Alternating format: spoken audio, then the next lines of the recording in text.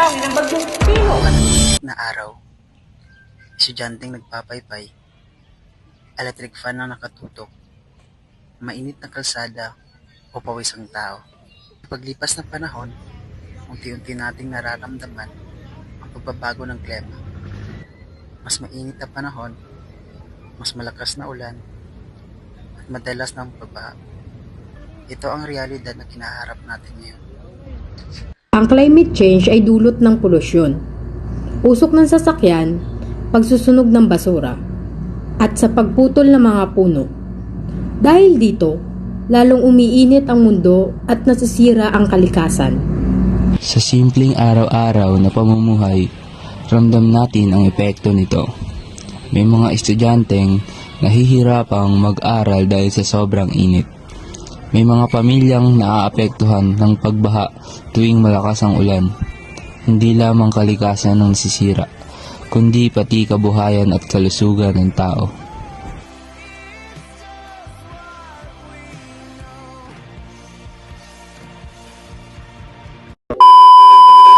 Ano po ang napapansin ninyong epekto ng climate change ngayon? Compared before, mas worst ang climate change ngayon. Since grabe na yung pag mainit, sobrang init, nagkukos na siya ng sakit, marami ng inaatake. Tapos pag kapag uulan, medyo sobrang lakas naman, parang medyo mas worse siya. Paano po kayo naapektuhan ng sobrang init o malakas na ulan? Ngayon, since sobrang init, syempre kapag lalakad ka sa school, laging affected ka daily kasi syempre yung weather, kapag sobrang init, sobrang dangerous na lumabas, lalo na pag wala kang protective gear, and then kapag umuulan naman, grabe na yung baha, ganun, kapag hindi na siya safe. Nagtatapon ng basura sa tamang basurahan, naglilinis ng paligid, nagtatanim ng halaman, pinamatay ang ilaw o electric fan kapag di ginagamit. Ngunit, sa simpleng paraan, makakatulong tayo upang mabawasan ang epekto ng climate change.